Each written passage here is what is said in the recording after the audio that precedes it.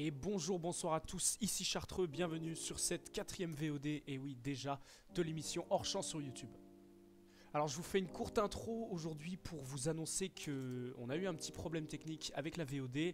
On a oublié de mettre le câble Ethernet sur le PC de stream. Du coup la qualité image rendait vraiment pas bien et on a décidé de vous le mettre en format podcast.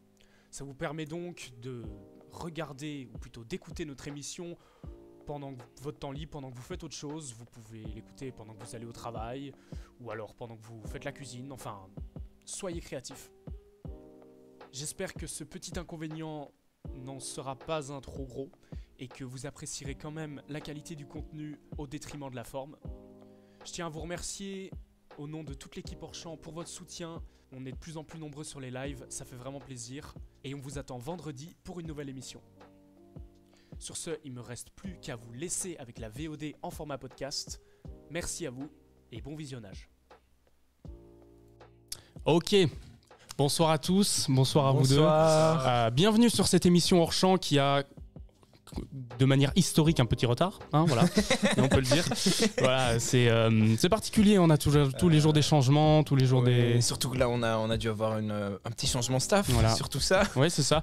Donc on a, c'est comment son pseudo à la Vintagix qui était à la régie, parce que notre cher Romain n'a pas su être présent ce soir. Voilà, nous avons un changement de régie, Vintagix. Qui sera notre changement de caméra et la petite voix du coup. La petite voix, ouais, voilà, c'est ça. Vas-y. Bonjour. Voilà, la petite voix, elle est là. Je suis avec Panda comme d'habitude, notre cerveau, notre big brain. Comment tu vas, Panda? Bien, et toi, Chartreux? Bon, ça va, la semaine s'est bien passée. Et on a Clyde aussi, notre invité du jour, en mode grosse impro, hein, voilà, qui nous a préparé un petit jeu cependant, hein, voilà. Un petit jeu pour la suite. On a même un jingle pour ça, mais voilà. Bon, bref. Ceci étant dit, bienvenue à tous. On va commencer. Alors, le thème de l'émission du jour, c'est écrit dans le titre, mais voilà, qu'on va vous le dire quand même. On va parler du contrôle médiatique et de la politique médiatique de la Chine. La Chine, grande puissance économique. Je pense qu'on peut oui. Voilà, donc pour ce qui est... tu veux peut-être te présenter, Clyde, avant que l'émission commence avant tout ça. Hein, Panda, on le connaît maintenant, mais... Moi, je suis, entre guillemets, quelqu'un de vraiment classique dans la forme, juste... Le mec se justifie, non mais... Ouais, je me justifie d'être ici parce que même moi, je sais pas trop. Ouais, bah voilà. Pour résumer, je suis quelqu'un de totalement normal, mais juste, je m'intéresse à la politique, je m'intéresse à la... Ok. etc. Et j'aime bien donner... T'as des choses à dire? J'aime bien donner mon avis, donc... C'est le principal, voilà, bienvenue. Je l'ai prévenu il y a 2 jours, voilà. On est bien. Alors, donc le sommaire, de quoi on va parler aujourd'hui? Alors, donc la politique médiatique de la Chine, ça peut paraître un peu vaste comme ça. Alors, on va commencer un petit peu par... donc, vous le savez bien, la Chine, c'est une dictature, on peut dire ça? Oui, voilà, je pense qu'on peut le dire. Donc voilà, c'est une dictature, et donc dans toute bonne dictature qui se respecte, il y a de la censure. Voilà, ça rime en plus, c'est parfait. Et du contrôle. Et du contrôle. Mais du coup, c'est un petit peu différent du terme modération, hein, qu'on utilise beaucoup plus souvent, nous, en tant qu'occidentaux et sur les réseaux sociaux. Modération. Donc on va faire un petit peu la différence entre ces deux choses. Entre ces 2 points. Ces 2 points, voilà. Ensuite, on parlera du coup, vu que en fait l'émission ici va faire du coup un peu écho à ce qu'on a dit la semaine passée, au niveau du coup de l'internet. Ouais. Et donc par extension de toutes les infrastructures que la Chine développe. Au niveau de l'internet. Voilà. Et donc ici on va parler plus au niveau géopolitique et niveau réseau social. Et donc là on va évoquer tous les points niveau chinois. Voilà. Et en quoi est-ce que posséder des infrastructures du numérique et avoir un petit peu le monopole de ce marché, c'est hyper important pour une puissance qui veut se développer, et à quel point ça va être de plus en plus important au fur et à mesure des prochaines années, décennies, siècles, si l'humanité tient jusque là. Oui. Bienvenue à tous, let's go. Nous allons parler fin du monde aujourd'hui. Le mec plombe l'ambiance, on est où? Vous êtes là pour rire? Vous n'allez pas rester. Non, c'est ça. On va développer on va aussi un petit peu parler de ce que c'est qu'une dictature, un régime autoritaire. Oui, voilà. On va peut-être vous rappeler vos cours d'histoire. On était sur les cours de sciences la semaine passée, maintenant c'est cours d'histoire. Voilà. Chaque semaine son cours. Voilà, on va aussi un petit peu décoder tout ça et on finira par un petit jeu que Clyde nous a préparé. Voilà. Ouais. C'est la surprise, on sait pas trop ce que c'est. Moi non plus. Ah, ok, parfait. Ça risque de poser T'as pas tes feuilles Ok, d'accord, ça. J'avais un truc à dire. Oui, l'indispensable, vous qui êtes dans le chat et qui regardez cette émission, n'hésitez pas à réagir, à poser vos questions ou vos réactions dans le chat. Il est là pour ça et on en prend compte. On a tous les trois un retour sur le chat. Donc n'hésitez pas à poster un message pour permettre de participer un petit peu à cette émission. Et n'hésitez pas, même si c'est une question complexe, mais elle est toujours là pour répondre. C'est ça. À notre. Ouais. La régie est là si jamais on a des lacunes intellectuelles, ce qui peut très fort arriver. Même pour notre Big Brain Panda, voilà. On sait pas tout. Non, on sait pas tout. On sait pas tout. Bon, bien. On peut commencer ? Oui, il y avait un jingle aussi pour ça. Ou... Il y avait un jingle ? Est-ce qu'on a un jingle ? Non. Est-ce qu'on ferait un petit jingle nous-mêmes ? Un jingle pourquoi ? Pour le jeu ? Non, pas pour... Alors, mais mince. Non. Du coup, pour la vulgarisation. Non, mais voilà, pas de jingle. Okay. Regarde, tu sais quoi le jingle ? On fait tous la vague. Waouh, le jingle de fou. Bon. Mais qu'est-ce que.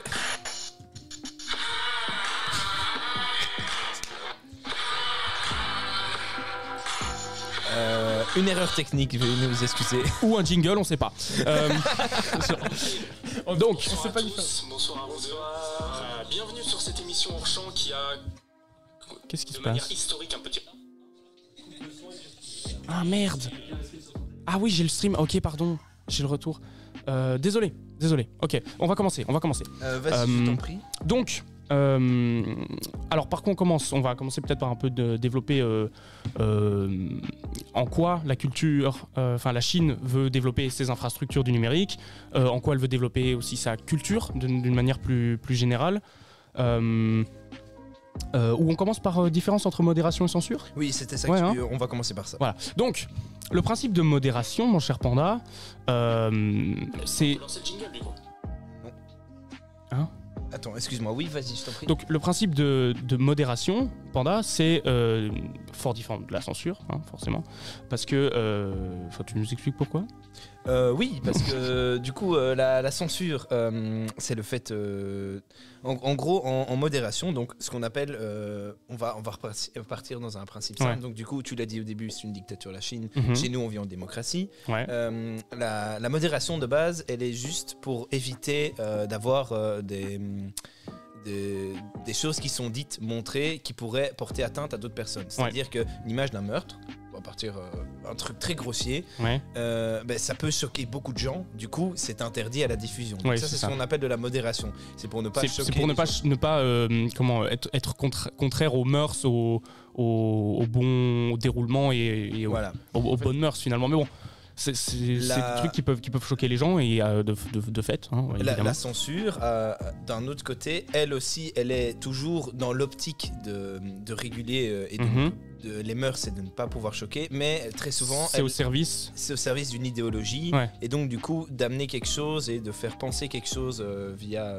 Donc, en Chine, par exemple, on ne peut pas critiquer le gouvernement, c'est interdit. Du coup, on est passable de certaines censures dont on vient d'apprendre plus tard. Donc là, on n'est plus dans de la modération parce que cette modération est au service d'une idéologie, d'un État, dans ce cas-ci. Et donc, ça devient de la censure à ce moment-là. C'est ça. À voir aussi que la modération, dans certains cas, elle sert aussi l'État. Une modération française n'est pas la même que la modération belge, parce que là, il y a nouveau, c'est les règlements qui sont émis par l'État de ce qui est éthiquement correct. C'est ça. Mais ça, c'est lié à la constitution, aux lois du pays, etc. C'est lié très fortement. Du coup, en fait, la barrière entre modération et censure est fine, mais la censure, généralement, est là pour imposer une idéologie et dire qu'il y a en soi.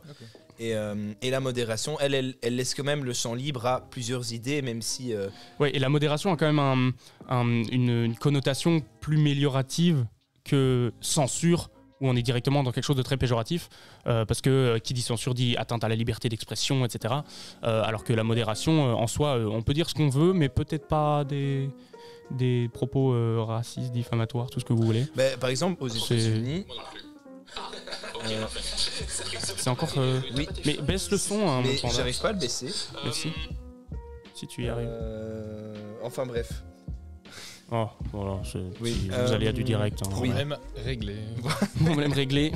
Mais donc oui, par exemple pour le cas à nouveau la différence entre France et les États-Unis. Aux États-Unis, là, on va dire que la modération est légèrement moins forte parce que sur des chaînes de télé, par exemple, on peut avoir des propos antisémites, racistes, parce que c'est d'après eux dans le droit d'avoir un propos antisémite et raciste. Mais chacun son délire. Voilà, en même temps, c'est pas si différent que ça dans le principe. Je veux dire, aux États-Unis, au final, eux, ce qu'ils veulent, c'est une liberté totale. Donc, ils permettent aux gens de dire tout ce qu'ils veulent. On a la bosse qui est passée en. Voilà. Ok.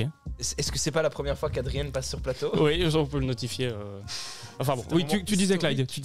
Je disais, au final, c'est toujours en accord avec c'est toujours dans le principe d'être en accord parfait, en quelque sorte, avec la Constitution, parce que la Constitution des États-Unis, c'est vraiment la liberté totale, quoi, chez les gens. Oui, c'est ça. Forcément, les gens peuvent un petit peu dire ce qu'ils veulent, un petit peu. Les États-Unis, finalement. Les États-Unis, au final. Le jingle de fou. Panda. Mais j'y arrive toujours pas. Bon, laisse tomber pour le chat, c'est moi qui vais m'en occuper. Donc,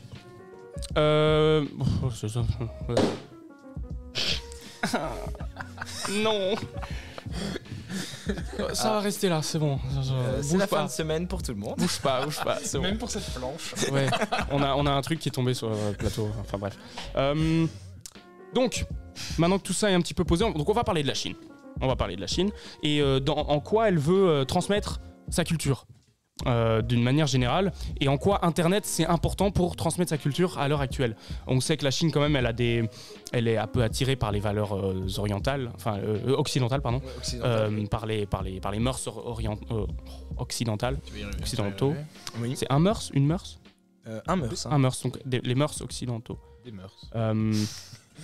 Voilà. La Chine, en quoi est-ce qu'elle elle diffuse sa culture et comment, Déjà juste pour en revenir, pour situer aux gens qui nous regardent, la Chine, si elle est fort attirée par l'Occident, c'est parce que il faut savoir que de base, le communisme est une idéologie qui est née en Allemagne par monsieur Karl Marx et en Belgique, parce que le livre a été écrit en Belgique.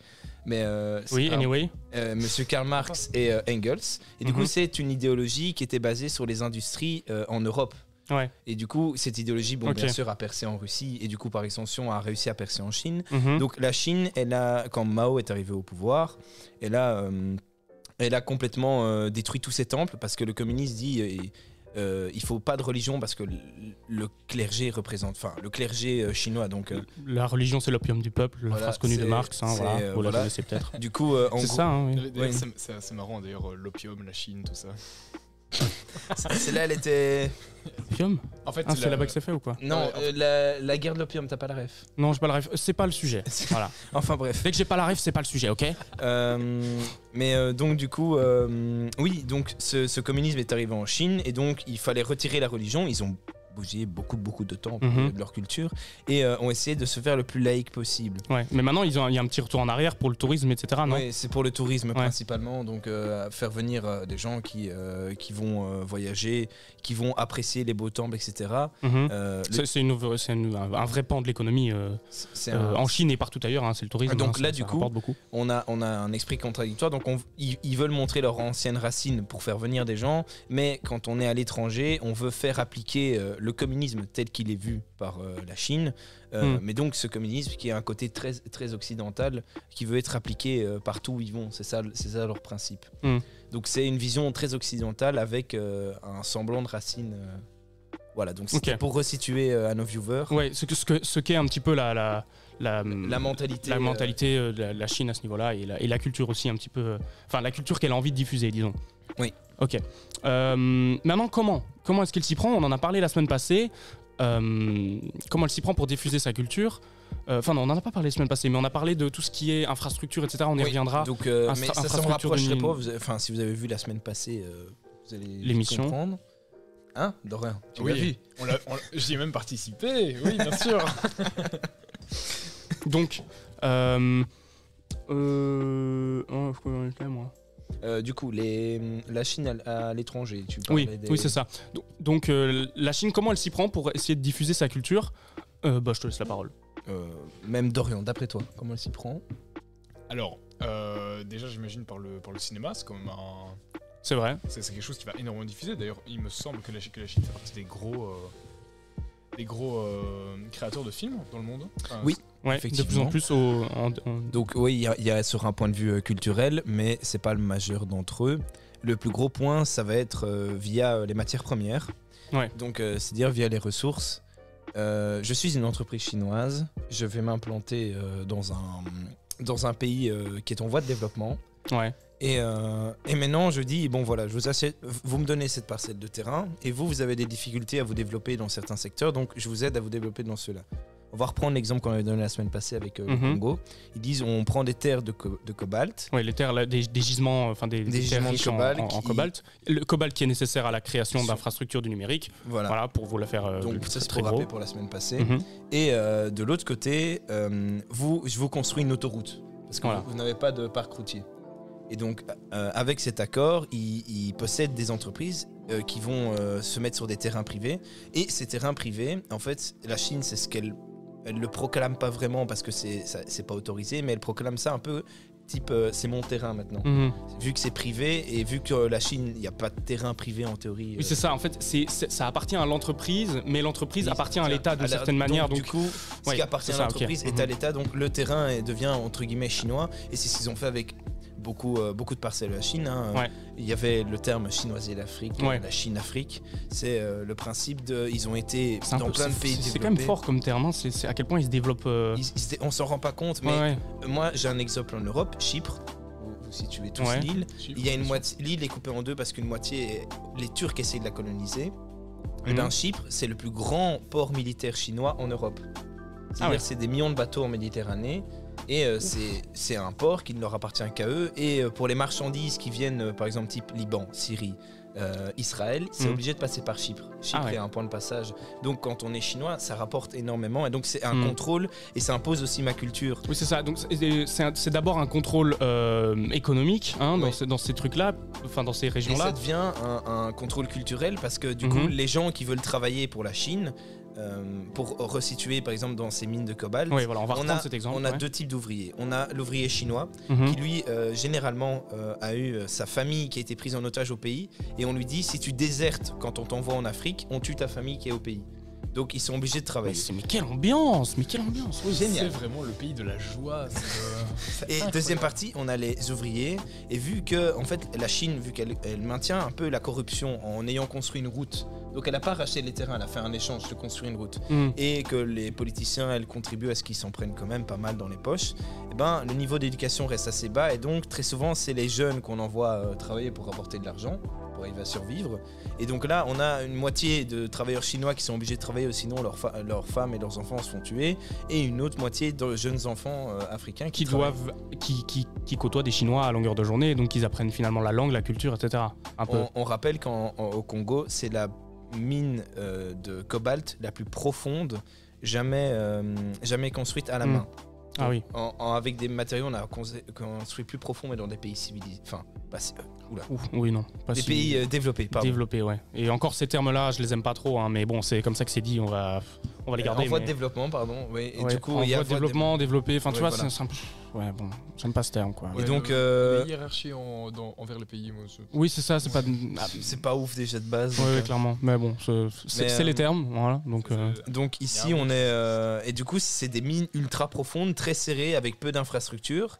Et les Chinois poussent les gens à travailler des heures par jour pour avoir ces minerais. Et donc, il y a du coup les jeunes enfants qui sont collés avec des Chinois à qui on doctrine tous les jours. Vous devez faire ça parce que le communisme dit de faire ça. Ça participe à cette. Ça participe parce que les enfants, c'est leur éducation au final. Et du coup, l'idéologie prend petit à petit part. Et en maintenant aussi ces mêmes soucis à l'étranger. Via les politiciens, ça crée aussi un peu des problèmes parce que eux ils sont du coup soutenus par la Chine, donc ils sont un peu obligés de faire des commentaires socialistes, communistes et ce genre de choses. Donc voilà, on a une imposition de la culture. Et le troisième point dont ils utilisent pour imposer leur culture, et ça s'est vu encore il n'y a pas si longtemps, c'est en mer de Chine, où là ils essayent de faire vraiment les pays limitrophes, donc les Philippines, les îles du Japon du Sud, la Corée du Sud, où ils envoient massivement des bateaux. Comme on a pu le citer fin de l'été, On a eu les Chinois ont proposé de faire le même marché qu'ils ont fait dans des pays africains, c'est-à-dire on vous aide à construire ça et vous nous donnez des terres marines, des parcelles marines. Et la Nouvelle-Zélande et les États-Unis, bien sûr, ne voulaient absolument pas. Et les îles ont fait fuck aux deux. Ouais. Ils ont dit on se démerde, on va faire tout seul. Écoutez, on va faire notre économie à nous. On s'en fout si elle est foutue, mais on va la faire tout seul. Ça, ouais. Et ils ont envoyé voir la Chine, et la Chine est vraiment pas contente. Elle voudrait vraiment pouvoir se coloniser dans l'Océanie et du coup pouvoir avoir le Pacifique à sa merci. Parce que c'est aussi on a tendance à oublier, mais dans les océans, il y a aussi encore énormément de richesses, et avec les technologies actuelles, on commence à savoir miner de plus en plus. Alors c'est un désastre écologique. Oui, mais la Chine s'en fout, et même... J'ai pas envie de blâmer que la Chine, hein, tout le monde s'en cogne. Mais ici on parle de la Chine. Ouais, là on parle de la Chine, mais c'est valable pour les États-Unis, c'est valable pour plein de pays développés. Juste pour donner un petit planète. Un tout petit fun fact au niveau des Chinois et l'écologie. Quand Mao est monté au pouvoir, il y a eu un gros souci parce qu'il y a eu une énorme migration d'oiseaux. Oui, les moineaux là, le génocide des moineaux. En gros, les moineaux passaient dans les champs pendant leur migration et bouffaient toutes les récoltes. Alors Mao a dit, on va tous les tuer. Ils les ont tous tués, l'année suivante, ils ont eu les insectes. Oui, la chaîne alimentaire, tout ça.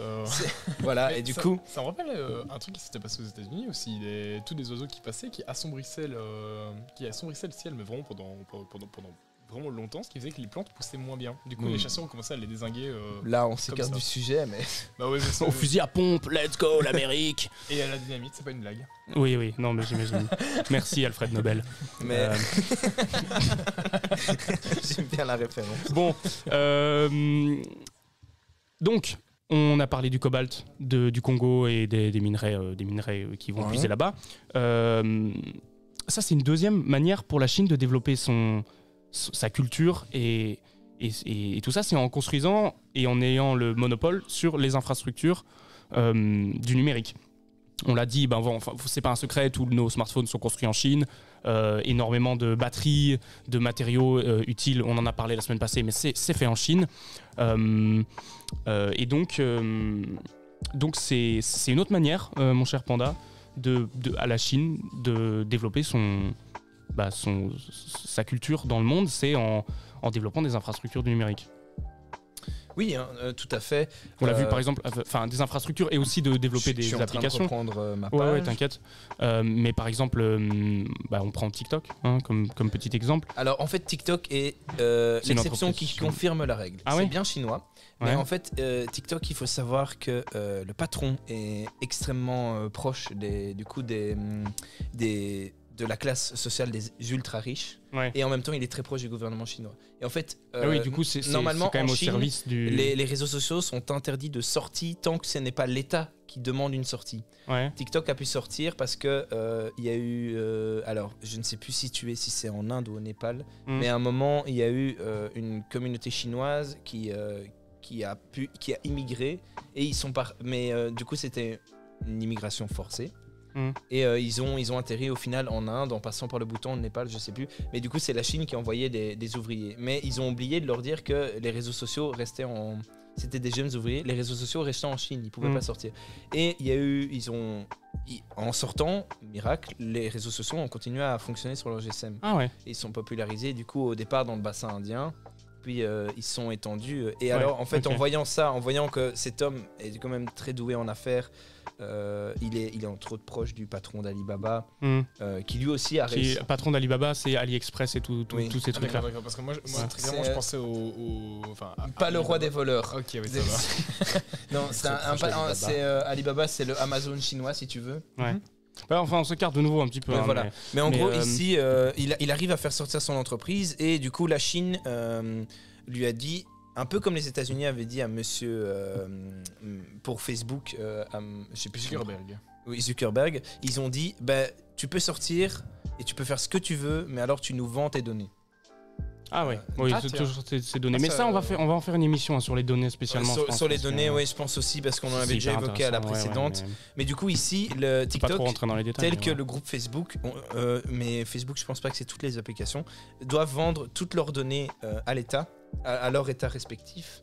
parce qu'ils ont un contrat, c'est-à-dire Zuckerberg a fait pas mal de conneries, donc lui c'est au niveau de l'État américain, il s'en est sorti comme ça. Et en Chine, Alibaba, je pense que c'est la même chose. Ils ont juste dit, ok, vous avez réussi à sortir du pays, c'est pas bien, mais on vous laisse continuer à sortir, mais vous nous vendez toutes les données de tout le monde dans le monde, même si c'est pas légal dans certains pays.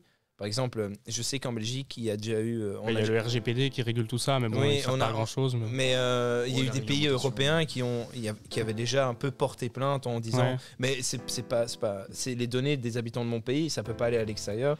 Mais c'est sans suite, c'est très fermé, la Chine. Enfin bon. Voilà.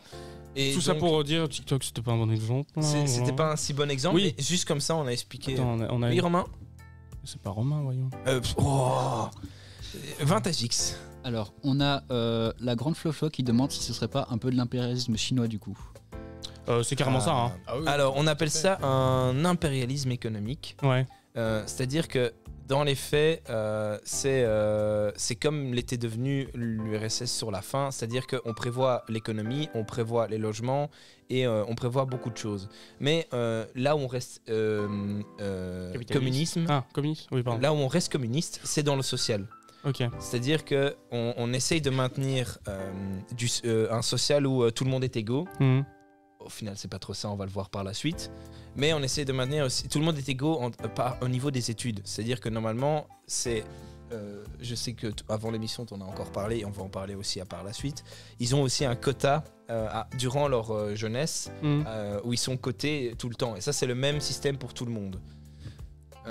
Donc c'est un peu une hiérarchie intellectuelle ou du travail. C'est une hiérarchie intellectuelle et du travail. Donc ça, c'est plutôt du travail qu'intellectuel parce que j'aime pas associer le travail à l'intelligence des gens. C'est la seule partie qui reste. Parce que tu doubles que t'es une merde. Ouais, c'est la seule partie qui reste du communiste. J'espère bien que si.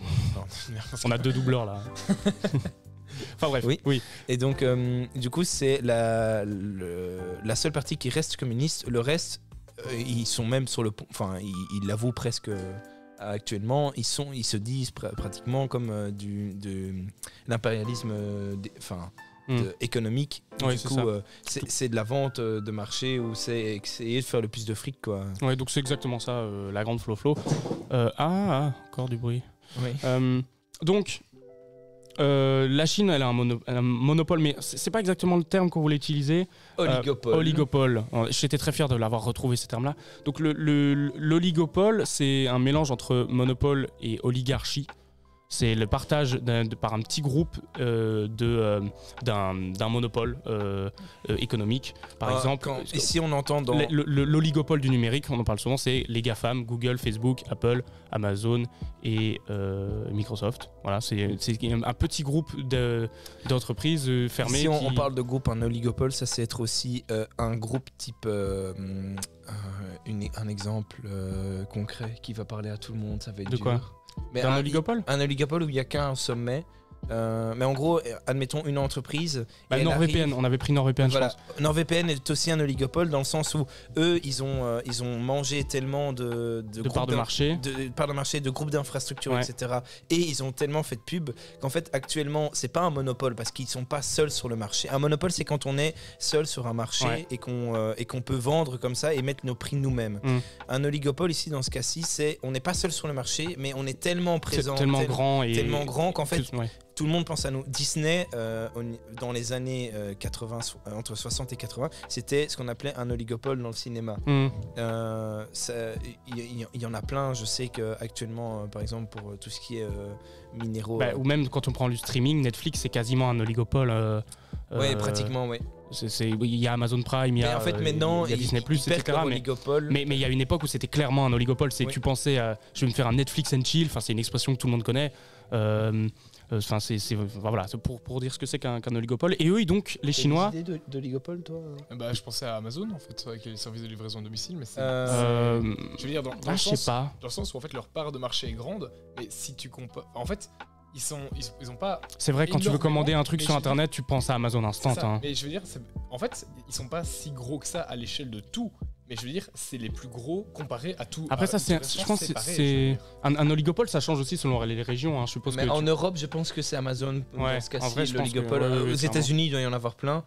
McDonald's est un oligopole aux États-Unis. Voilà. Du fast-food. Voilà. Oligopole du fast-food. Burger King, c'est plutôt. Coca-Cola aussi. Alors, Coca-Cola, ça c'est. En fait, non.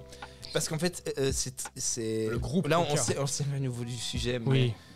T'as 1 minute. Voilà. J'ai 1 minute. C'est moi le chef. En fait, c'est Pepsi, la plus grosse marque de cola au monde, même si Coca-Cola est plus dit.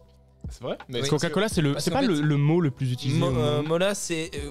Coca-Cola, c'est le 2e mot le plus dit au monde, mais Pepsi, avec les liens qu'ils ont, leurs entreprises et leur part de marché par rapport à ce qu'ils produisent, c'est les plus gros. La minute est terminée. Voilà. C'est dit. Donc, ils ont un oligopole des infrastructures du numérique, la Chine. Voilà. C'est-à-dire qu'ils ont. Comme tu l'as dit, se sont étendus un petit peu partout avec cet impérialisme économique dont tu as parlé, Flo. C'est ça, oui. Pas seulement dans le numérique, ils ont aussi au niveau infrastructure technologique, c'est-à-dire en production de GSM, en production de tablettes, en production d'ordinateurs. C'est un oligopole complet, quoi. C'est un oligopole complet dans tout ce qui touche au numérique. Parce qu'ils ont quasiment toute la chaîne de production chez eux et c'est là-bas que sont quasiment toutes les usines. Il y en a quasiment pas en Europe. La matière première, là où, comme on l'a dit en début d'émission, ils sont allés chercher les minéraux. Et puis ils ont la matière, la fabrication et la vente et l'exportation. Donc. Et ils ont même les services du coup, le 3e domaine où du coup ils peuvent proposer des VPN, des centres, des data centers comme on l'a dit la semaine passée, etc. Donc c'est vraiment ils touchent aux 3 secteurs au niveau du numérique. Ouais. Et bon voilà maintenant que ça c'est un peu dit, en gros, en quoi avoir ce monopole sur le marché, c'est pas indispensable, mais grandement avantageux pour un pays qui veut se développer, quoi. Alors, ici... Je sais pas si ma question est claire. Ça va ? Alors, c'est avantageux pour le développement d'un pays Alors, au sein de ce pays, il faut savoir que on va partir d'un peu plus loin, même encore avant. À la base, quand ton pays se développe, surtout dans notre ère à nous, le Soudan du Sud, là par exemple, bien compris, ils essayent de développer un maximum à l'intérieur du pays la communication via Internet. Ouais. Chez eux, ça marche pas très bien. Ouais. Bon. Mais voilà. Mais il y a les plus gros pays ont compris ça. Par exemple, les États-Unis maintenant sont mis au pas. Intérieurement, il faut avoir des réseaux qui lient tous les États. Dans d'autres pays aussi, Allemagne aussi, etc. Et donc la Chine, eux, ont très bien réussi là-dedans, c'est-à-dire qu'ils ont créé pour la population des jeux, donc du divertissement, des moyens de vendre et d'acheter en ligne, des moyens d'appeler des taxis avec des applications, genre d'avoir du service, et ils ont aussi des réseaux sociaux pour parler entre nous, faire des appels, etc. Donc ils ont tout un service qui est développé et c'est hyper avantageux pour une économie interne. Je l'ai ici, ils ont même fait plus loin, ils ont créé en gros 2 groupes. Il y a, dans ce groupe-là, c'est ce qu'on appelle l'instant messaging chez eux. Il y a... alors, le nom, je ne l'ai plus, mais je crois que c'est PQ. C'est un petit pingouin qui... Et l'autre c'est WeChat, et c'est 2 entreprises qui possèdent à peu près tout, ils sont liés à tous les autres, et via cette application là on peut faire tout, c'est-à-dire on peut vendre, acheter, et donc ça c'est indispensable pour une économie qui se développe à l'intérieur oui, parce que du coup en fait on peut en Chine ici ils ont bien compris qu'en contrôlant la population ils pouvaient contrôler tout, ce que voulait le communisme de Bâle, c'est ce qu'a mené le communisme dans beaucoup de pays, et ici du coup avec ce contrôle des médias, ils ont, avec des médias qui regroupent à peu près tout, donc la consommation, tout, et ils peuvent savoir en temps et en heure qui va manger quoi, donc savoir ce qu'ils doivent produire, etc. En temps et en heure, qui aura besoin de quoi pour se détendre, etc. Donc, oui, ça va loin. Et donc voilà, maintenant que cette économie interne est bien ficelée et ce contrôle aussi bien ficelé, il y a tout ce qui est externe. Et là, on l'a dit, avec la production de smartphones, de tablettes, de data centers, de pièces de PC, de numérique, etc. quoi. Oui, il faut savoir que je vais prendre. C'est eux qui contrôlent tout quasiment là-dessus. Alors non. Les Sud-Coréens, et ça c'est pour ça que ce pays les dérange. En fait, les Chinois, on va revenir bien avant la guerre de Corée. Comme ça, je vais un peu t'expliquer. Oui, si ça a du sens. Ça a du sens. Ok. Le raisonnement est long, mais ça vient de là. En gros, les Russes arrêtent de soutenir la Corée du Nord pendant la guerre. Donc la Corée du Sud est sur le point d'envahir la Corée du Nord. Les Chinois ont très bien compris qu'ils ont des ressources, ils ont des technologies et du savoir-faire, c'est le plus important. Là, en Corée du Sud. Dans toute la Corée. Dans toute la Corée, okay. Et du coup, ils vont se dire, nous aussi on est communistes, on soutient la Corée du Nord. Enfin, vice-versa, la guerre se termine, on sépare le pays en deux. Et ça les a mis très mal et pendant des années, c'est pour ça qu'ils ont maintenu le fameux grand mur, parce qu'en soi, le Kim Jong-un, il arrive à produire, mais pas autant que la Corée du Sud. On l'a vu la semaine passée, ils ont une bande passante de 0,7, ce qui est dans les moins bonnes du monde au niveau. Et du coup, les technologies, elles étaient principalement... C'est une note sur 10 ou 0,7 Non, c'est une note sur 20. Ah ouais. 0,7. On aurait dit ma moyenne en sciences. Ouais, c'est ça. Intéressant. Et donc, ça, c'est la bande passante. Et donc, la Chine, elle l'a très mauvaise parce que du coup, elle aurait voulu quand même récupérer cette Corée du Sud qui avait du savoir-faire, des technologies qui sont très liées au Japon aussi. Qui sont aussi des technologies de l'Internet. Et les Coréens du Sud, en se rendant compte qu'en fait, ils avaient ces technologies, ce pouvoir et qu'ils étaient soutenus par... dès qu'ils étaient des kings dans les années 80 de la communication, c'était les États-Unis. Donc ils ont développé un maximum à tel point qu'en fait eux-mêmes ont développé l'arrogance de dire maintenant on donne plus à personne. Et du coup il y a une rivalité. Samsung pendant des années ils avaient d'abord produit en Corée du Sud jusqu'à arriver à des assez bons smartphones pour les vendre à l'étranger voire en Occident. Et là ils se sont dit nos ouvriers en Corée du Sud commencent à coûter trop cher. Alors là la Chine a fait maintenant je propose des ouvriers moins chers, des usines plus vite à construire et une meilleure production. Donc il y a clairement une rivalité entre les deux et il y a cette volonté d'un petit peu grappiller des parts de ce marché. Pendant des années, Samsung du coup s'est fait implanter en Chine et juste avant le Covid, le patron a dit maintenant j'en ai marre, je me retire. Et au Covid, les usines sont arrêtées et lui il a pu continuer à produire en Corée du Sud.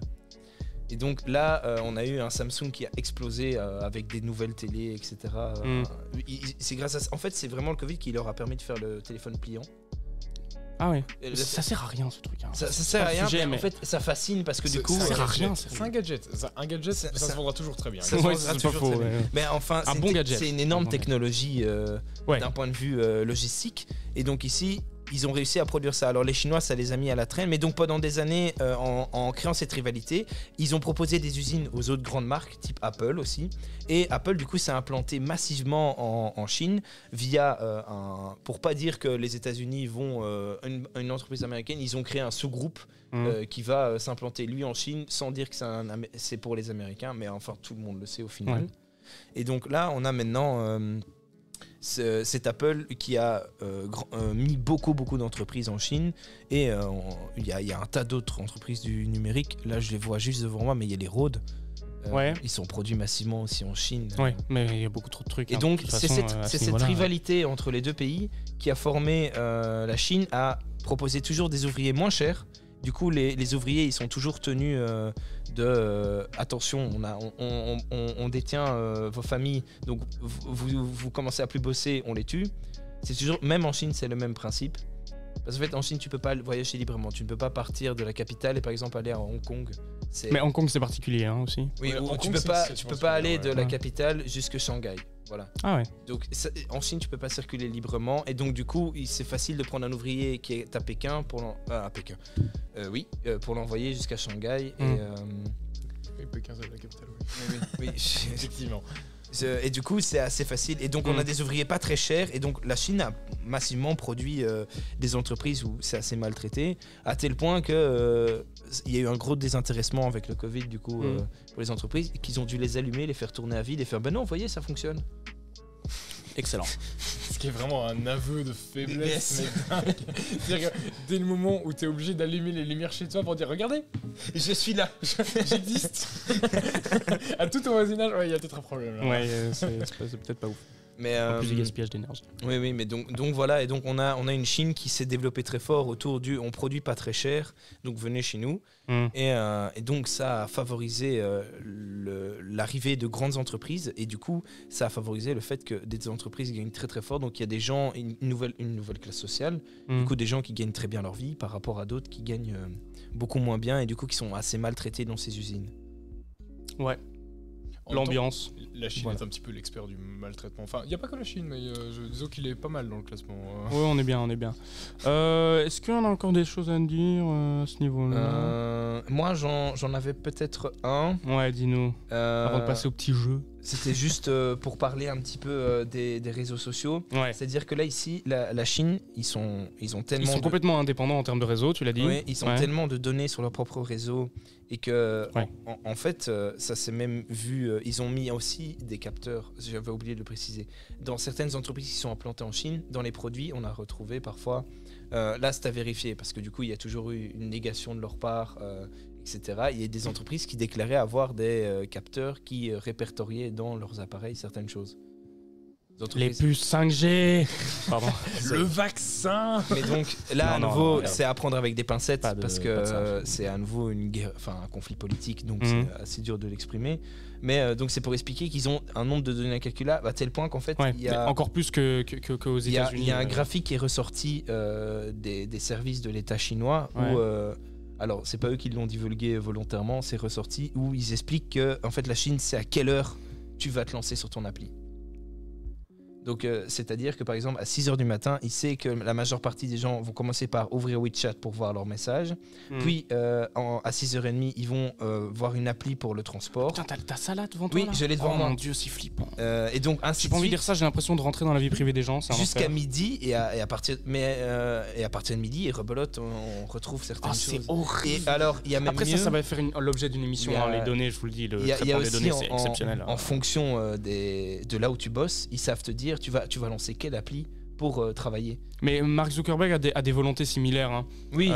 Enfin, moi j'ai entendu un truc qui disait. On s'écarte du sujet. Là mais vas-y, je t'en prie. Bon, moi, allez, j'ai déjà fait aussi. Qui disait genre, pour parler un peu de données, qui disait que sur Facebook, la publicité dans 25 ans, elle sera devenue obsolète parce que grâce à toutes les données qu'ils ont récoltées, l'algorithme de Facebook, de Meta, saura en temps et en heure ce que tu veux, précisément ce que tu as besoin comme ce que tu as envie de manger, à quelle heure tu vas aller dormir et tout ça. Et ce sera tellement ciblé et précis que la pub qui a comme but de convaincre à acheter quelque chose, elle sera obsolète parce que Facebook connaîtra trop bien ce que tu as envie. Mais c'est ce qu'en Chine, ils font déjà. Oui, ils font déjà, mais c'est clair, le communisme et tout ce qu'on a expliqué au préalable, ça aide énormément à développer ce genre de trucs flippants. Je vais lâcher la fameuse ref, on est dans 1984. Oh mon Dieu, il l'a dit. Et oh mon Dieu, il l'a dit. Il l'a dit, la date. Ils ont même mieux. Et alors, la Chine aussi, elle a très bien compris qu'en fait... du coup, comme on l'a dit en début d'émission, les jeunes en Afrique, c'est eux qui sont le plus touchés aussi par l'idée du communisme chinois via leur travail dans les mines. Ouais, c'est ça. Et ben, ils ont bien compris qu'en fait, ou dans toute entreprise qu'il faut cibler, qui est chinoise, c'est les jeunes. Et je vais me retourner vers Clyde parce que je sais très bien que tu joues à ce jeu où tu as déjà joué. Lequel? LOL. Ah, mais j'y joue de façon. Je suis pas un gros joueur, mais j'y joue. LOL égale League of Legends, si jamais. Oui, c'est un jeu vidéo. Ouais, oui, je regarde Vantage X parce que lui aussi il joue. Et en fait. Mais quel rapport avec League of Legends, les amis? En fait, c'est à la base quelque chose qui était fondé par des Chinois. Ouais. Ils ont envoyé en gros des développeurs en dehors de la Chine. Ils ont fait genre qu'ils fouillaient la Chine. Et ces développeurs. S'il te plaît. Je suis moyen sûr de cette théorie parce que. Cette théorie, on rentre dans les théories, mais on est. Parce qu'en fait, je t'en prie. En fait, les gens qui ont créé League of Legends sont assez connus dans le jeu parce qu'ils ont des personnages à leur nom. Ok. Et ils sont vraiment américains pour le coup. Enfin, personnellement, je sais pas si c'est 100% de ceux-là ou s'il y a des gens qui travaillent, etc. Mais en tout cas, on divague, les amis, hein, là. T'as 2 minutes. Non, mais en gros, ce que je voulais expliquer, c'est qu'en fait, il y a beaucoup d'applications pour les jeunes enfants qui sont issus du renseignement chinois et qui en fait, les données sont récoltées par eux. Et League of Legends, je sais qu'il en fait partie, je l'ai sous les yeux. Ah d'accord. Ok. C'est pour ça. En fait, il passe aussi juste par League of Legends ou tout Riot Games? Non, j'en ai. Non, juste League of Legends. Juste League of Legends, ok. Et il y a. Attends, j'aimerais juste. League of Legends fait partie a toujours fait partie depuis son existence des jeux les plus vendus, enfin des plus joués de tous les temps. Ça m'étonnerait franchement pas qu'en fait les données qu'une personne a sur League of Legends soient juste extrêmement importantes en fait. Ah oui, à ce point-là. En fait. Parce que sur un jeu vidéo, c'est pas la même chose que sur un réseau social, quoi. En général, sur League of Legends, savoir qu'on a 5 minutes avant de trouver une partie, etc. Et rien que ces 5 minutes-là, c'est-à-dire qu'elles peuvent potentiellement être exploitées si on arrive à savoir ce que la personne fait pendant ces 5 minutes-là. Par exemple, moi, j'ai tendance à lancer Instagram. Ouais. Un méta, c'est très bien. j'imagine en fonction. Ouais, ils peuvent faire le lien entre si jamais ils font un lien entre League of Legends de 20h33 à 20h37, il a lancé une partie et du coup de l'autre côté, non, c'est pas ça? Oh bah oui, mais c'est surtout qu'en réalité, tu peux plus facilement cibler le temps d'action des gens et donc cibler la publicité, je veux dire, de manière plus agressive pendant les 5 minutes où tu es en recherche de partie. C'est ça. Voilà, quel enfer. Bon, les données, ce sera l'objet d'une vidéo, vidéo de Mais Interlive. du coup, c'était pour expliquer que via les jeux vidéo, et en fait, oui, je m'étais trompé, c'est pour un autre jeu. J'étais en train de lire la description d'un autre jeu. Ah, oui, c'était pas LOL, du coup? Non, c'était pas LOL. Mais LOL, du coup, fait quand même partie. Donc, à mon avis, c'est parce qu'ils sont implantés en Chine, donc venant de leur donner au gouvernement chinois. Bon. C'est fort intéressant. Voilà. Mais du coup, c'est juste pour dire que les données passent aussi par les jeunes enfants, et la loi COPPA ne peut rien face à ça. Celle qui a, celle qui est force YouTube, qui a terrorisé YouTube à un moment. Voilà. Ok. Voilà. Donc, la joie. Hein. La joie. Pour nous remettre dans la joie, est-ce qu'on passerait pas sur le petit jeu? Oui. Le petit jeu. Est-ce qu'on a le jingle pour le petit jeu? Let's go, le jingle. Let's go.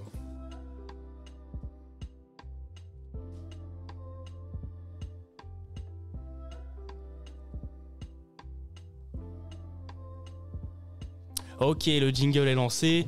Clyde, tu peux prendre tes feuilles. Alors, j'ai mes feuilles, je vais tirer une par une. Ok. Donc, attends, tu sais quoi, nous, on n'est pas au courant de ce que c'est ce jeu. Donc, explique-nous les règles. Justement. Alors, c'est pas compliqué, c'est juste simplement un jeu de questions tout simple. Ok. Parce que j'avais pas beaucoup de temps. Oui. Mais en gros, c'est simplement des questions. Vous avez à chaque fois 3 propositions. Il y en a une qui est bonne. Et j'ai potentiellement une petite anecdote, un petit truc à raconter. Ok. Oh, Panda, il va me défoncer. Oh là là. On Je vais verra passer bien, pour on un verra giga bien. débile. Ce sont des questions à choix multiples, donc vous inquiétez pas. Il y a pas moyen de se tromper monumentalement. Ok, d'accord, bon. Ok. Alors, donc je connais pas non plus le sujet de la question que je tire, c'est vraiment au hasard. Ok, d'accord, bon, vas-y. Et t'en as combien des questions? J'en ai 6. Ok. J'en ai Bon, 6. parfait. Très bien. N'hésitez pas à proposer vos réagir. réponses dans le chat. Hein. Vous pouvez jouer aussi à la maison. Voilà. Jouez chez vous. Alors, il n'y a rien à gagner. Bientôt en vente. Les 6 questions. Les 6 questions. C'est un 2. Bon, vas-y. Alors, donc on sait que la Chine est un pays qui utilise énormément les caméras pour surveiller sa population et pour pouvoir mieux gérer. Alors, combien il y a de caméras? Alors, c'est le nombre de caméras que je demande. Et alors, j'ai dit qu'il y avait 3 propositions à chaque fois. Dans tout le pays? Dans tout le pays. Oh putain, mais sérieux là. Alors, ok. Je vais être un petit peu plus précis. En fait, ils avaient fait passer à un moment un truc pour rajouter des caméras par rapport à celles qu'ils avaient déjà pour renforcer leur caméra, leur surveillance, etc. au sein du pays. Et sur les questions qu'il y a ici, j'ai 4 propositions, mais il y en a 2 qui sont bonnes. Il y a l'ancienne et la nouvelle. Non, mais j'expliquerai un petit peu après. Ok, vas-y, dis-nous les 4 propositions. Oh, j'ai peur des noms. Bon. Alors, j'avais dit qu'on allait mettre l'ambiance là. Tu nous parles de surveillance, mince. Hein. Alors, donc on a première proposition 300 millions. Ouais. Ensuite 400 millions. 600 millions. Ouais. Ou 1 milliard. Je sais que toutes les rues sont couvertes dans les villes. Toutes. Oui, mais elles sont pas couvertes par. Alors, précision, on parle de caméras de surveillance. Enfin, caméras du coup visibles ou des caméras cachées. Alors, je pense qu'on parle avant tout des caméras visibles parce que ce sont les chiffres qu'avait communiqué la Chine. Ah, ok, c'est les chiffres de la Chine. Okay. Est-ce qu'ils ont une caméra par habitant, tu vois? Ouais, mais t'as les chiffres non communiqués, du coup. Oh mon dieu. Non, moi je vais dire un petit. Ah, je sais pas, 400 millions moi, pour moi. 400 millions? Et toi? 600 millions. C'était 600, hein? Ouais, c'était 600. 600 millions. Ça va être 1 milliard, cette CFF. En fait, les 2 réponses ce sont les 2 bonnes réponses parce que le 400 millions, c'était les caméras qui étaient installées au moment où ils ont passé le truc et ils voulaient passer à 600 millions. Ok, et maintenant ils sont à 600 millions? J'ai pas trop l'information. Sans doute. Et du coup, ils sont probablement parce qu'en fait, l'article que j'ai trouvé datait déjà un petit peu. Ok, bon, mais on s'en sort pas mal. Ok. Vous êtes à un point chacun, c'est parfait. Ok. Alors, ensuite. Wow. Précise quand il y a 2 bonnes réponses. Mais il l'avait dit. Il avait dit. Tu n'écoutes rien, Panda. Écoute, toujours à la masse. Hein. J'ai eu une longue semaine. L'excuse à tout. Alors, on parlait tout à l'heure de Hong Kong, on y a fait. On a vite fait parler. Ouais. Alors, Donc, pour ceux qui savent pas trop de quoi on parle, il y a de grosses manifestations à Hong Kong parce qu'il y a un peu un conflit politique entre Hong Kong et la Chine. Parce que Hong Kong, ça fait partie de la Chine, mais ça fait pas exactement partie de la Chine.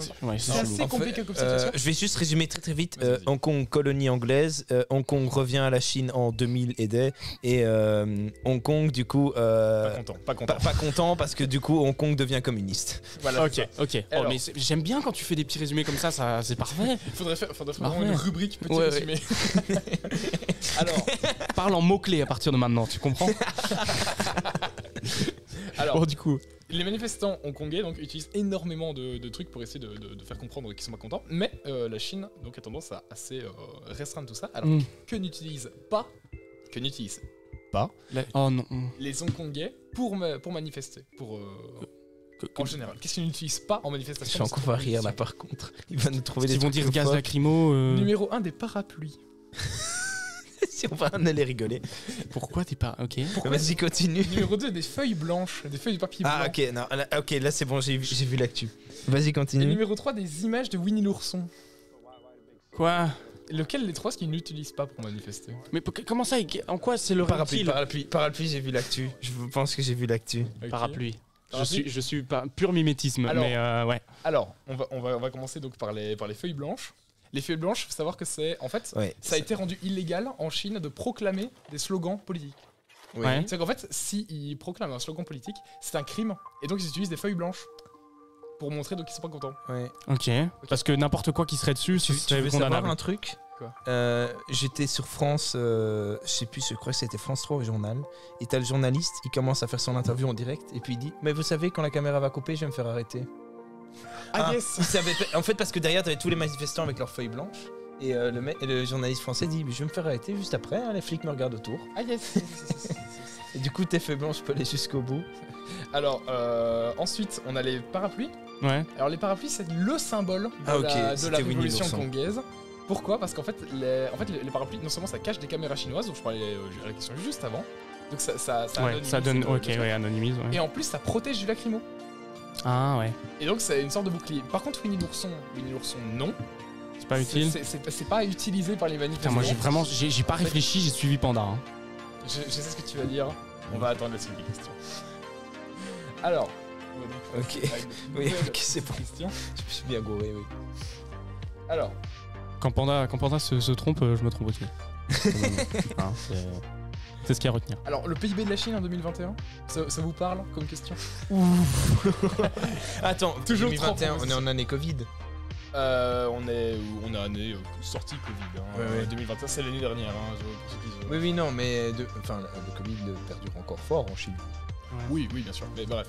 Vas-y. Le PIB, alors 13 billions de dollars. Billions de dollars. On parle en dollars. T'as dit 13 billions. 13 billions. Ok. 17 billions. 21 billions. Ça part. 13, 17 ou 21? 13, 17 ou 21. C'est 3 chiffres impairs. Ah, moi je vais couper un rapport en 2, 17. J'avais dit ça aussi. 17, eh ben c'était 17 billions. C'est un PIB colossal. Ce qui place comme. Il me semble qu'ils se font une petite guerre avec les États-Unis sur qui a le plus gros PIB.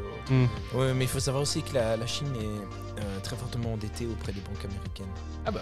Bonsoir, lardon cuit. Ce qu'on avait déjà un tout petit peu exprimé, ce qu'on avait exprimé en préparant l'émission.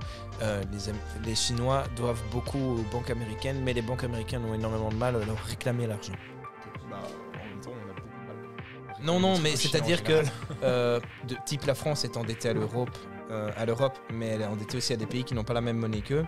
Et ben pourtant, la France et les pays qui n'ont pas la même monnaie, par exemple les États-Unis, je pense que la France est endettée un peu auprès des États-Unis. Je crois qu'on est tous un petit peu endettés auprès des États-Unis. Mais du coup, la France quand même arrive à rembourser ses dettes, même si c'est pas le même système bancaire, même s'il y a des différences. Alors qu'ici, la Chine, en fait, c'est parce qu'ils passent par des schémas différents. Du coup, ils veulent juste pas rembourser. On va sur une question suivante. Ouais, oui. Vas-y. Alors, fais péter. Question numéro 3. 3 ou 4 4, je pense. Ouais. Ok, le crédit social. Ouais. Alors, le crédit social a énormément de pouvoir. a énormément de pouvoir en Chine. Vous voulez que je rappelle vite ce que c'est le crédit social? Oui, pour le chat, c'est bien. Et pour moi aussi. À l'aide. Alors, le crédit social, en gros, pour faire très rapidement, c'est une note qui est attribuée de façon totalement égale à chaque année chinois, qui lui permet en fait de savoir où est-ce qu'il est, genre si c'est un petit peu un délinquant, si c'est quelqu'un de bien, etc. Oui. Ça donne des avantages et des gros désavantages aux Comme par exemple pour des choix d'études, c'est ce que j'ai évoqué juste avant, c'est le fameux truc où chaque Chinois est égal et durant toute leur jeunesse ils sont cotés par rapport à ça, et une fois arrivés à un certain stade, s'ils sont en dessous d'un certain nombre. Et alors, maintenant ma question c'est qu'est-ce que le social ne peut pas affecter chez un Chinois? Oh, ok, intéressant ça. Ah ouais, intéressant. Alors, j'adore savoir. Le fait d'obtenir un prêt dans une banque. Ça c'est d'office, ouais. Le fait d'avoir un travail. Ah, ok, je pense, oui. Et le fait d'accéder à des toilettes publiques. Alors lequel est-ce qu'il ne peut pas affecter? Attends, parce que attends, mais on va débriefer nous deux. En fait, on joue nous deux contre lui maintenant. Parce que tu sais, le travail, tu vois. Est-ce que du coup, quand il est en dessous d'un certain seuil, il va pas en camp de travaux forcés ou une dinguerie comme ça, tu vois. Les toilettes publiques, ça me paraît marrant, hein, mais je pense qu'il y a moyen, tu vois. Ouais, on parle de la Chine, hein, je rappelle, c'est-à-dire qu'au niveau loi bizarre, ils sont un Oui, mais il y a moyen du coup que ça puisse affecter si t'es à moins 1000. C'est quoi le premier encore? Alors, le premier, c'est le fait d'avoir un prêt bancaire. Ça, d'office, tu peux pas en dessous d'un certain seuil, ça c'est d'office. Mais entre le travail et les toilettes publiques, mec. Parce que la logique voudrait que ce soit que tu peux d'office accéder à un travail, parce que c'est quand même une politique du travail assez violente. Ouais. Mais moi en fait par logique je dirais que... Par travail, je précise, je parle de fait d'obtenir un salaire. Hein, je parle pas du fait de travailler sur de Ah ok, alors ouais. Sur ton mode dans une mine, c'est plus du travail. Ok, parce que c'est du travail forcé à ce moment-là, donc c'est plus... Ok. Moi je vais dire toilette publique. Toilette publique? Ouais. Moi je vais dire travail alors. Tu veux dire travail? Bah c'était toilette publique. Let's go! Pourquoi? Parce qu'en fait, le crédit social n'affecte pas le fait d'aller dans les toilettes publiques, mais en fait, au niveau des prêts bancaires, les banques ont accès au crédit social au moment où vous rentrez dans une banque. Mmh. Et donc en fait, ils peuvent totalement vous dire non, vous pouvez pas. Ou alors le gouvernement peut carrément te dire non, tu peux pas faire de prêt. Ouais. Ça, c'est pas possible. Oui, non, mais au niveau des toilettes publiques, du coup, ils peuvent rentrer quand même. Oui, en fait, ils ont tout le temps, s'il y a des toilettes publiques, ils ont accès. Enfin, en tout cas, je n'ai pas trouvé de truc qui t'interdiraient d'aller dans des toilettes publiques en Chine. Je me trompe peut-être, je suis pas un expert de toilettes publiques en Chine. Je dois vous avouer. Encore heureux. Il nous faudrait un expert toilette ici. Mince. Qui est-ce qu'on va appeler? Professeur Caca, c'est donc vous. Et donc, au niveau du travail, par contre, il y a certains postes qui sont totalement interdits à des gens qui ont un crédit social trop bas. Et le crédit social est marqué sur votre CV. Ok. Ouais, et d'office. donc, okay. Voilà, c'est pas oufissime non plus, quoi. Question suivante? Question suivante. 5 ou 6? Question 5. Et je tiens à dire que j'ai un point de plus que Panda. Ouais. Question 5. Attends. Ça, je vais le marquer sur mon CV. Ah bah tu Panda un quiz. Ah putain. Attends. Est-ce que j'aurais laissé tomber une question comme un imbécile? Ah, c'est pas impossible ça. Normalement, il est dans ma poche. Ah, la voilà. Okay. J'avais perdu 2 questions. C'est dingue ça. C'est dingue. Est-ce que ce serait le gouvernement chinois qui essaye de te censurer? Je sens qu'on m'observe. C'est peut-être parce qu'il y a des caméras. Oh, elles sont là, les caméras, caméras 6 millions, je sais. Bon, vas-y, fais plus. Alors, de quel... Justement, on vient de parler du crédit social, là, juste maintenant. Le crédit social s'est inspiré de quelque chose. Oh. Il s'est inspiré... Putain, c'est marrant, j'aime bien ta question. Ouais, hein, t'as vu ça? Je suis doué. Attends. Alors, il s'est inspiré d'un système de crédit dans un pays. Mais de quel pays est-ce qu'on parle? Est-ce qu'on parle du Canada? Est-ce qu'on parle des États-Unis ou est-ce qu'on parle du Mexique? Oh purée, si. Je l'avais déjà entendu. Attends. Un système de crédit, donc. Un système de crédit dans un pays, en fait, ça a énormément influencé la Chine pour créer le crédit social. Je vais pas pouvoir expliquer le système de crédit en question parce que je dois vous avouer que je manquais de temps, mais voilà. J'en ai déjà entendu parler. Moi, je pense que États-Unis c'est trop obvious. Je dis Canada. Tu dis Canada? C'est fou. Je vais dire Mexique. Eh bien, c'était les États-Unis. Let's go. Les États-Unis ont un système de crédit qui en fait peut interdire à certaines personnes d'avoir des crédits trop hauts. Ah ouais. C'est tout. J'ai pas les. Ah oui. Ah mais attends, mais ça c'est le social credit. Oui, le social credit américain, mais ça c'est pour éviter les crashs boursiers. Il me semble aussi, mais ça a été créé. Ils se sont inspirés de ça. En gros, ça a été créé. Il y en a déjà un qui est inventé durant le New Deal, donc juste après la crise de 29. Ouais. Et il a été renforcé après 2008 parce qu'on a vu qu'il n'était pas assez puissant. Il s'est passé un tout petit truc en 2008. Je sais pas si vous en avez entendu parler. Un tout petit crash boursier de rien du tout. Et du coup, en fait, vu qu'ils ont donné des prêts à. Ces 2 fois-là, ils ont donné des prêts comme pas possible à la volée. Ouais. Qu'ils ont fait des crashs énormes. Ouais. Mais non, c'est interdit. Ok, donc c'est pour éviter les crashs boursiers, forcément. C'est une loi qui protège au crash boursier et qui protège pas les. Dans nos pays, ces lois, juste pour faire un petit point, les lois qui vont protéger du coup ce genre d'événement, c'est plutôt des lois qui vont viser à faire en sorte que tu ne te laisses pas t'endetter auprès de l'État. Que tu puisses quand même vivre d'un certain seuil. Aux États-Unis, c'est juste pour éviter le crash boursier. Si tu t'endettes, tu t'endettes. Il n'y a pas vraiment de limite. Okay. Et enfin, dernière question. C'est la plus légère. Ouais. On va quand même parler censure, mais c'est quand même la plus légère. Et c'est surtout celle sur laquelle j'ai le plus de choses à dire, parce qu'on va rigoler. Ok. Alors, la taille de la question. Laquelle de ces fictions n'est pas censurée en Chine? Peppa Pig, Winnie l'ourson, Bob l'éponge. C'est Peppa Pig. C'est Peppa Pig. Peppa Pig ne serait pas censuré en Chine? Mais en fait, mes cousines sont chinoises. Enfin, mon parrain habite en Chine. Et je pense qu'ils regardent Peppa Pig. Oui, alors, moi aussi, j'ai souvenir d'avoir vu. Winnie l'ourson, c'est russe à la fois. Tu vas te foutre de moi, mais moi j'apprends le. C'est pas russe, Winnie l'ourson? Ouais. Non, c'est de la merde. Tu apprends avec Peppa Pig? Non, et alors oui, j'apprends avec Peppa Pig. Et j'ai déjà vu parce qu'en fait c'est des phrases très simples. Hein. Du coup, c'est très rapide. Et j'ai déjà vu le nombre de langues. Je suis certain d'avoir vu le chinois. Ok, alors maintenant, je vais juste rajouter un tout petit truc à la question avant que vous répondiez trop vite. Je précise que pour que ces critères soient validés, il ne faut pas qu'il y ait d'épisodes censurés ou n'importe quoi aussi. Hein. Attends, et donc c'est quoi les 3? Donc t'avais Winnie l'ourson, Peppa Pig et Winnie l'ourson et Bob l'éponge. Bob l'éponge, c'est sûr que c'est censuré, non? Ouais, mais oui, il y a plein de trucs. C'est américain à fond, quoi. C'est trop américain. Il y a quand même plein de trucs dans la série où à des moments. Ouais, d'office. Bob l'éponge, c'est sûr, c'est pas ça. Sûr, c'est censuré. J'ai un doute sur les 3 en fait. Winnie l'ourson, c'est quand même vraiment sage hein, comme truc, mais Peppa Pig aussi. Non, moi je reste sur Peppa Pig. Je reste aussi sur Peppa Pig. Ok, Peppa Pig est censuré en Chine. Ah ouais? Alors Peppa Pig a été. Si c'est Bob l'éponge, je me flingue. Je vais l'expliquer. C'est Bob l'éponge. Non, sérieux? Oui. Alors, Peppa Pig en fait a été accusé de créer des addictions auprès des enfants parce que les enfants les regardaient. Voilà, et donc ils sont fait censurer, interdire de diffusion sur. Ah, donc ça existait à un moment. Ça existait à un moment, mais avec le temps, ils ont décidé de le dégager. Okay. Voilà. C'est bien pour ça que j'avais. C'est trop rose à leur goût, les cochons ils aimaient pas trop ça. Putain, mais t'imagines. Mais surtout le summum de la vulgarité, quoi. J'allais dire quelque chose, mais je ne vais pas dire. Par contre, je pense que je l'ai. Je vous apprends également que Peppa Pig est censuré en Australie. Oui, ça oui. Pourquoi? Et alors c'est vraiment une anecdote mais que très peu de gens ont et que j'ai réussi à trouver en faisant ça parce que c'est voilà. En fait, l'Australie a censuré Peppa Pig parce que dans un épisode on peut voir une araignée qui est gentille. Je vous imagine donc. Non mais non, essayez de suivre le raisonnement. Vous êtes australien, vous voyez votre enfant qui regarde une araignée gentille à la télé. Non, en Australie tu regardes pas de gentille araignée à la télé. Ah ouais non. En Australie à la limite tu regardes Harry Potter 2, tu vois, tu regardes pas de gentille araignée. Tu regardes tu regardes le Seigneur des Anneaux, y a pas de problème. Là on est sur de la méchante araignée.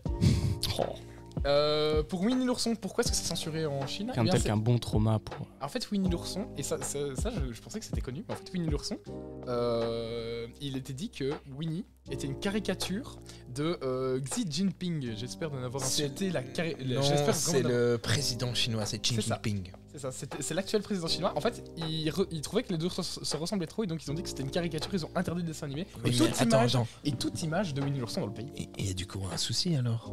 Parce que Xi Jinping lui-même dit qu'il ressemble à Mao. Du coup, Winnie l'ourson ressemble à Mao. Ah mais voilà, alors... Est-ce que Winnie l'ourson serait chef d'une dictature communiste? Je ne sais pas. Mais ce qui est sûr, c'est que nous allons enquêter.